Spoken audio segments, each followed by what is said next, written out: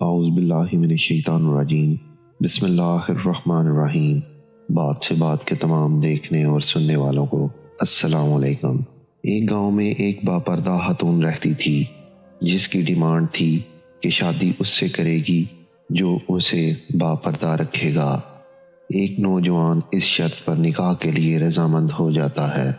دوستو، یہ کہانی چلتی رہے گی۔ اگر آپ نے ہمارے چینل کو ابھی تک سبسکرائب نہیں کیا تو سبسکرائب کر لیں۔ دونوں کی شادی ہو جاتی ہے۔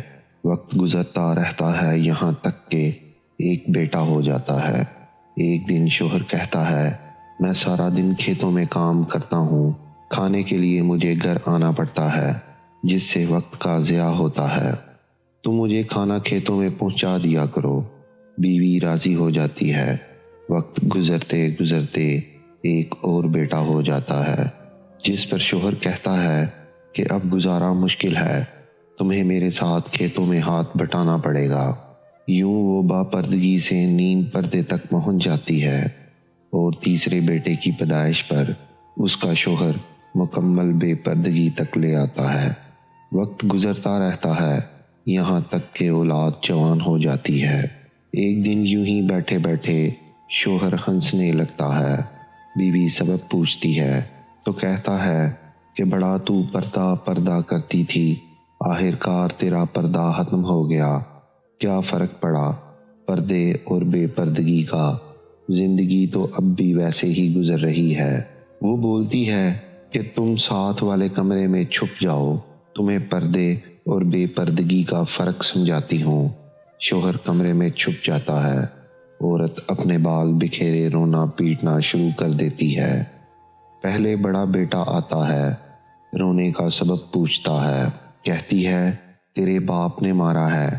بڑا بیٹا ماں کو سمجھاتا ہے کہ اگر مارا ہے تو کوئی بات نہیں، وہ آپ سے محبت بھی تو کرتے ہیں، آپ کا خیال رکھتے ہیں۔ وہ سمجھا بجھا کر چلا جاتا ہے۔ عورت پھر سے رونے کی ایکٹنگ کرتی ہے اور منجلے بیٹے کو بلا کر بتاتی ہے کہ تیرے باپ نے مجھے مارا ہے۔ منجلے بیٹے کو غصہ آتا ہے۔ وہ باپ کو برا بھلا کہتے ہوئے ماں کو سمجھا بجھا کر چپ کروا کر چلا جاتا ہے۔ آخر کار عورت یہی ڈرامہ چھوٹے بیٹے کے سامنے کرتی ہے۔ چھوٹا بیٹا تو غصے سے آگ بگولا ہو جاتا ہے اور زور زور سے گالیاں بکتے ہوئے ڈنڈا اٹھاتا ہے اور کہتا ہے کہ ابھی باپ کی خبر لیتا ہوں۔ پھر عورت شوہر کو بلا کر بولتی ہے کہ پہلا میرے پردے کے وقت پیدا ہوا تو اس نے تیرا پردہ رکھا، دوسرا نیم پردے کے زمانے میں پیدا ہوا تو تیری آدھی لاج رکھ لی، جبکہ تیسرا جو مکمل بے پردگی کے زمانے میں پیدا ہوا تو وہ مکمل طور پر تیری عزت کا پردہ اتارنے لگا ہے۔ دوستو، اس سب واقعے کا حاصل کلام پردہ عورت کا فطرتی تقاضا ہے جو خالق مرد و زن کی طرف سے قاعدہ بھی ہے۔ دوستو، اگر آپ کو ہماری یہ ویڈیو پسند آئی تو اسے لائک کریں، شیئر کریں اور کمنٹ باکس میں اپنی رائے کا اظہار ضرور کریں۔ اگر آپ نے ہمارے چینل کو ابھی تک سبسکرائب نہیں کیا تو سبسکرائب کر لیں اور بیل آئیکن کو ضرور پریس کریں تاکہ آپ کو ہماری آنے والی ہر نئی ویڈیو کا نوٹیفیکیشن مل سکے۔ آئندہ پھر حاضر ہوں گے ایک نئی ویڈیو کے ساتھ۔